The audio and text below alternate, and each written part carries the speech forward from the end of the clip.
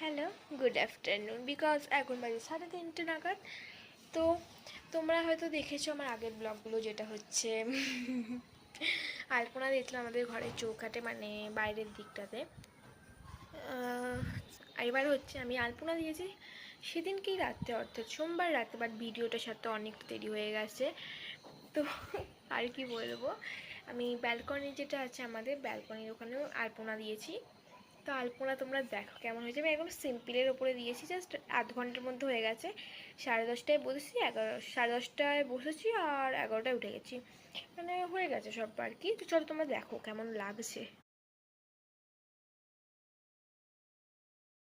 আমি আশা করছি তোমাদের ভালোই লাগবে, বাট আমি জানি না।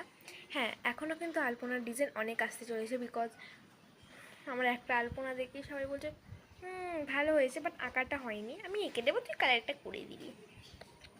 তো আমারও তো বেশ ভালোই লেগেছে। আমি তো এরকম করব আরও আরও আরও, তোমাদের সঙ্গেও আপলোড করব। তো আজকের মতো এতটাই, বিকজ এরপরে যেটা আমি বলেছিলাম একটা নতুন চ্যালেঞ্জ আরম্ভ করব, যেটা হচ্ছে রিডিং স্কিলের জন্য। তো সেটাই আমি স্টার্ট করতে চলেছি। তো চলো, আজ থেকে স্টার্ট হয়ে যাচ্ছে, অ্যান্ড প্রতিদিন আমি কিন্তু সারবো। অ্যান্ড